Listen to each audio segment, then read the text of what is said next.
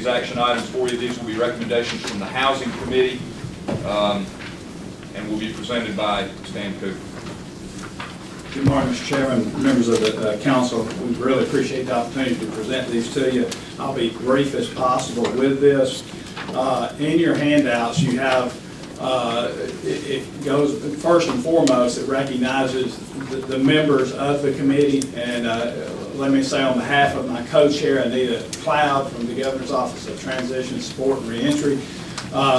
Several months ago, when this committee was put together, there was a team of professionals from all the agencies involved in housing in state governments and local governments brought together and actually worked extremely hard over the last several months and looking at housing issues facing our returning citizens in our communities. And with that, as Director Neal talked about earlier, one of the target areas for reentry in Georgia was housing. And one of the first things that this committee took a look at was we also knew that Georgia had assets already in place, but we also identified some barriers. And in your handouts, you'll notice that those are listed there. And I won't go through each one of those individually for the sake of time. We also, in that, with the GAPRI initiative, had policy expectations that were identified, and that was the goals set for our committee as well as the Governor's Office of Transition and Reentry and what would happen over the next 5 years as far as housing was concerned with this offender population.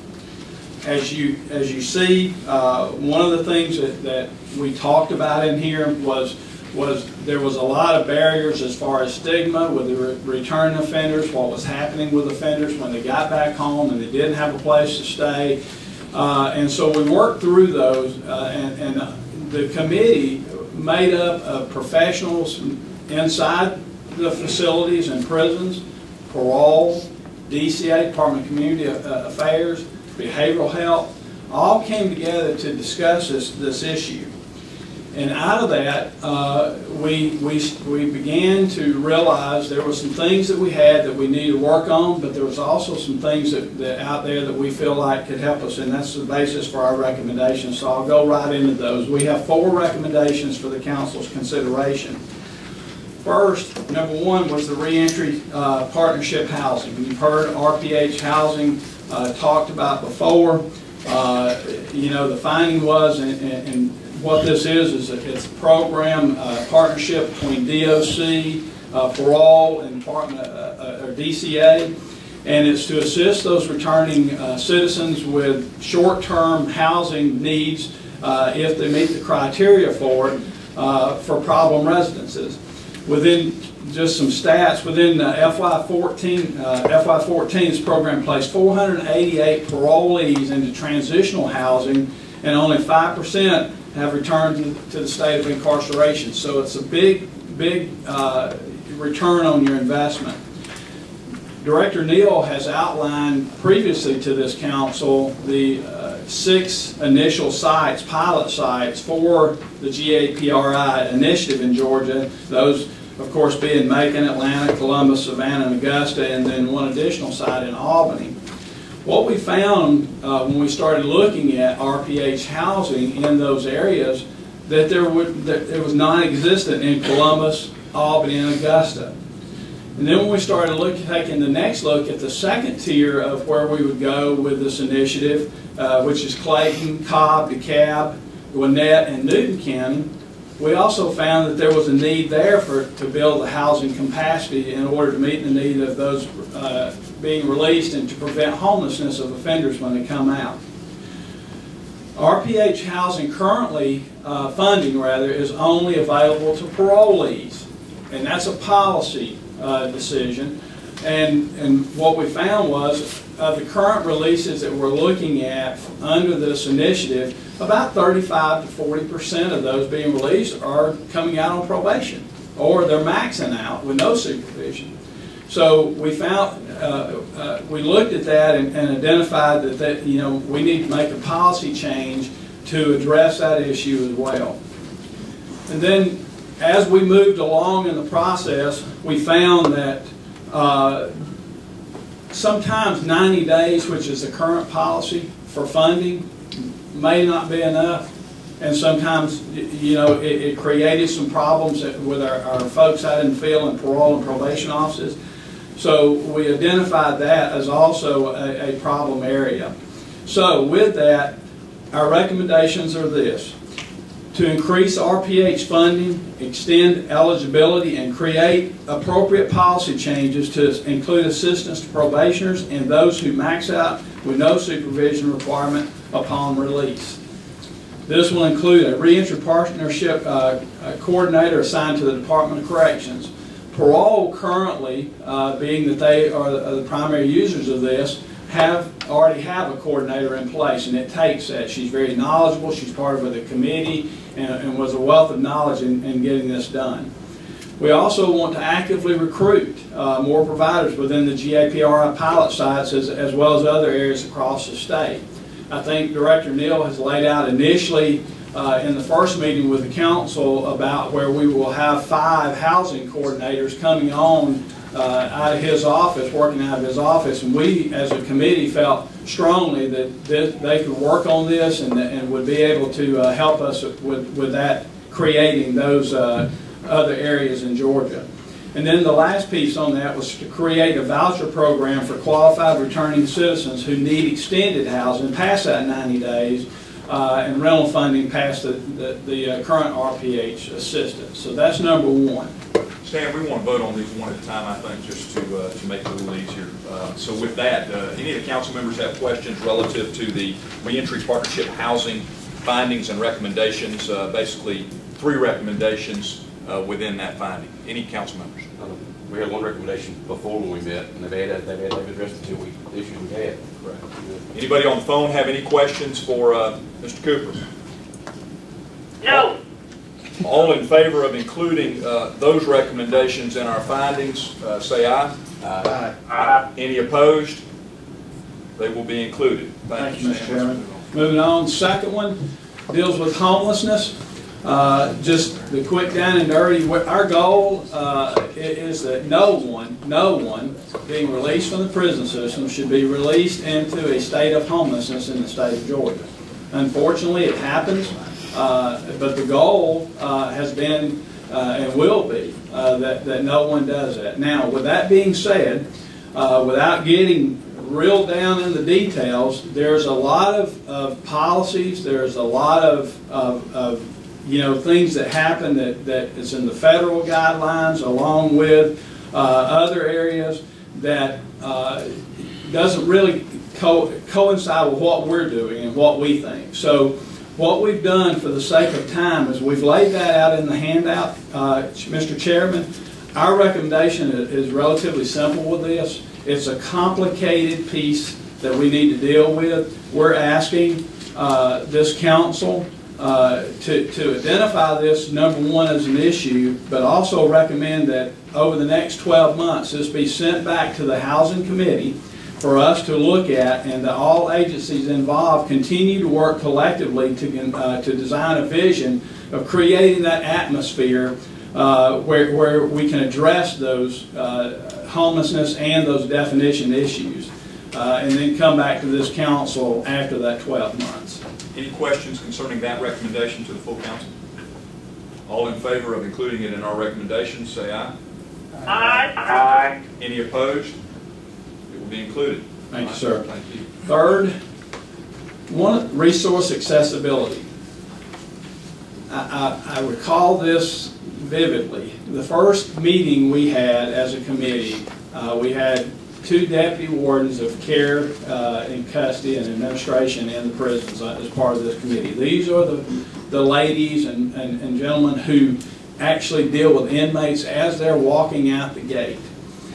And one of the things that we quickly realized, we had a lot of presentations in our committee meetings from different agencies and people who had resources out there in the community that could help our offender population.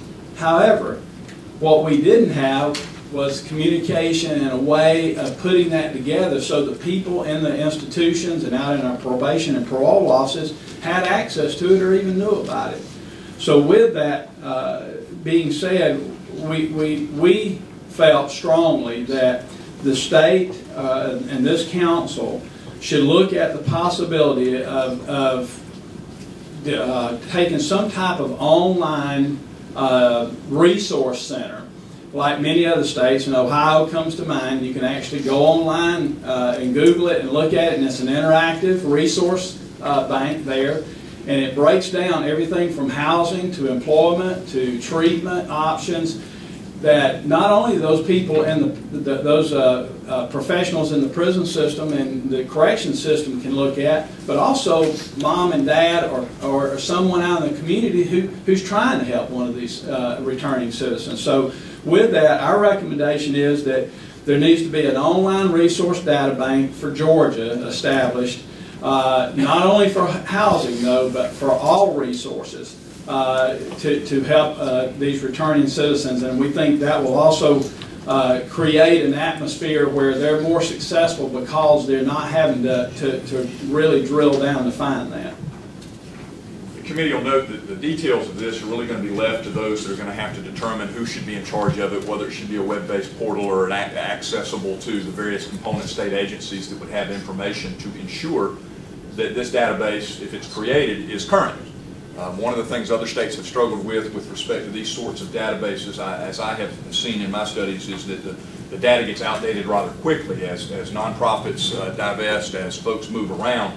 And so the real key here is that fundamentally, philosophically, we agree that a database would be beneficial to those that are trying to seek services in various communities for returning citizens. The details of which, however, I think are really beyond the purview of what this council is intended to address. So with that comment, do any of the members of the council have any questions regarding this recommendation? Mr. Chairman, may I add one thing to that? I felt it. And I do want to point out that in one of Director Neal mentioned all the grant proposals. I think, Mr. Neal, wasn't this part of one of the grant proposals? It actually was part of the planning and implementation guide on the SRR, but when we went through the recommendations and actually completed the grant, that was not one of them that was included.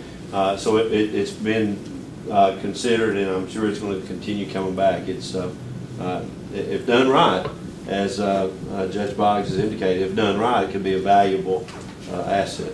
Yeah, the challenge, even in a community, to keep a current list of provider services is daunting. I think it's important that we continue through either your agency, Director Neal, or otherwise, continue to look for funding sources to help fund the creation and maintenance of such a data bank. But with that in mind, all in favor of including this as a recommendation of the council to the General Assembly, say aye.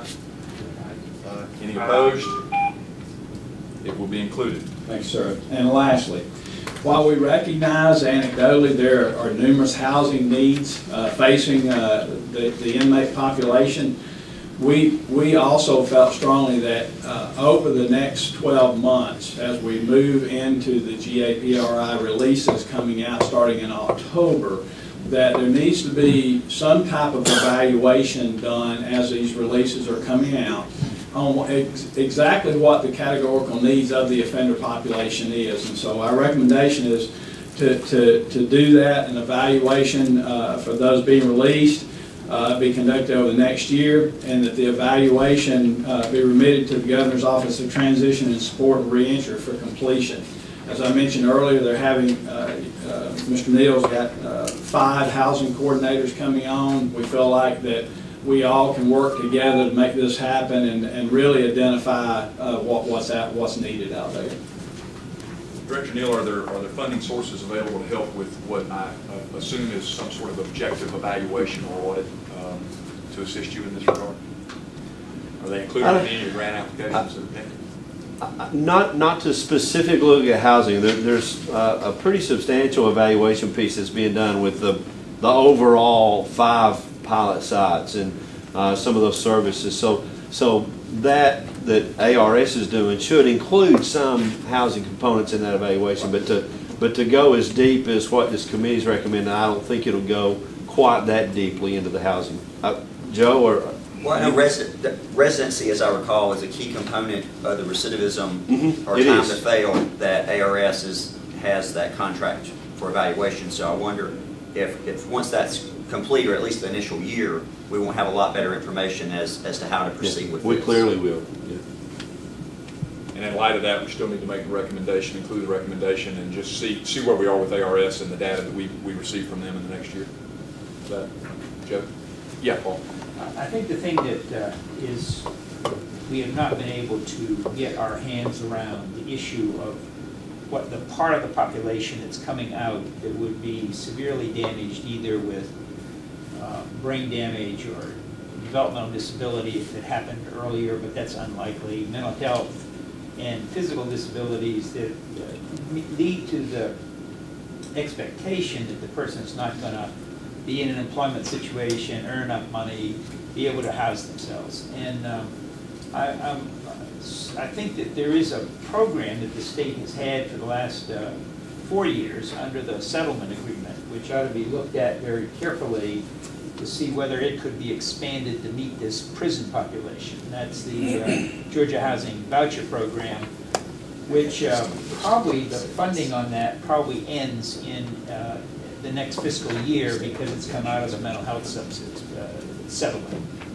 So I think evaluating that program and seeing what it can do to lower the cost and lower the recidivism rate for people who are not going to be able to sustain their housing after their release is, I think, an important study. Yeah, in thinking about those comments, I agree with you, Paul. The concern with respect to whether BDHDD can expand their functions within the budgetary constraints that they currently have needs to be explored. But I suspect because of the way they are funded, that probably could not happen because that's permanent funding, and we would have to explore other opportunities.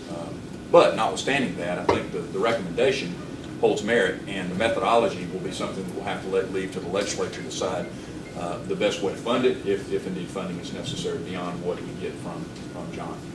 And I do think, Mr. Chairman, that there have been some identified coming out that qualify and are being put into some of those.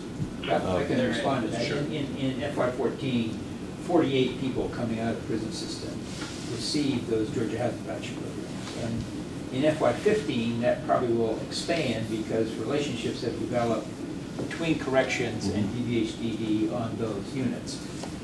It is because DVHDD has another 400 units coming on, or vouchers coming on in FY15. But the court mandate for adding vouchers to that program is over in 2015, depending upon what the final agreement with the Justice Department is over the settlement. Well, we'll cross that bridge when we get to it. With that, any other questions concerning this recommendation? All in favor of including the recommendation to the General Assembly in our report, say aye. Aye. Any opposed? It will be included. That's all the recommendations, Mr. Chairman. Thank you, Stan.